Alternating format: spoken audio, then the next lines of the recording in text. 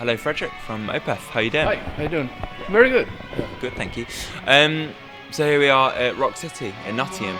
You're on a headline tour of the UK. How's it been going so far? How's the vibe like backstage on the buses? It's fun, it's fun to tour with enslaved buddies of ours, also from Norway.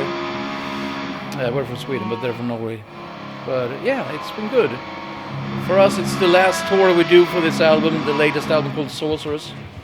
So this is actually the 5th show in a row now, tonight. Okay. So tomorrow is an off day in Bristol. But it's fun, So Sorceress came out over a year ago now, so I'm guessing you've been touring that a lot and playing that album a lot now. What was that like releasing that? So was that kind of what was the reception like? Was it how you expected from fans and from critics? And because critics really rated it quite highly, didn't they? So what was it like getting that feedback? It's fun, of course. It can't be. Not maybe everybody loved it, but a lot of good reviews and a lot of good placements in the charts, which we never had before. So that's of course a success for us. Yeah. So yeah, it was fun.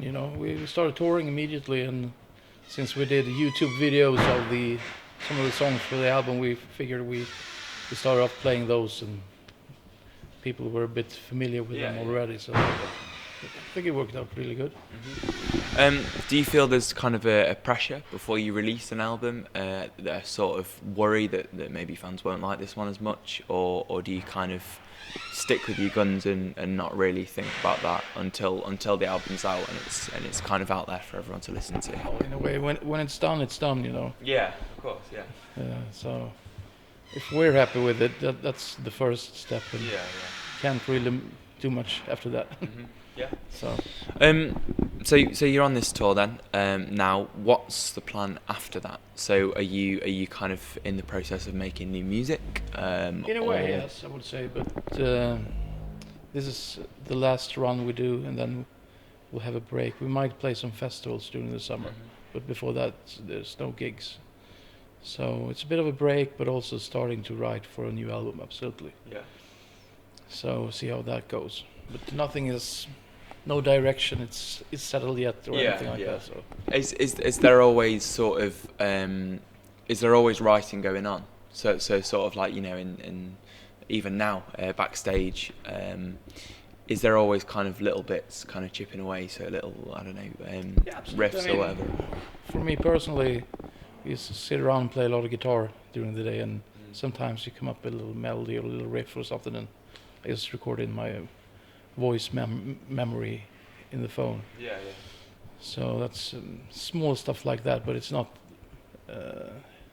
like it's working on a song kind of things. It rarely happens on the road.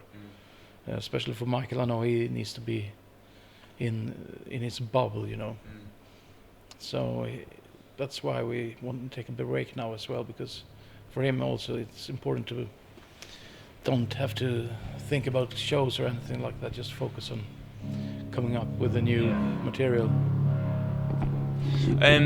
Okay, so one sort of final question then. If you could name one musician or multi-instrumentalist or sort of just any musical kind of being to be the one for you, so the best, the kind of the number one top spot, who would it be? Oh, maybe Nikolai Paganini, that old violin player. Okay. That's very old.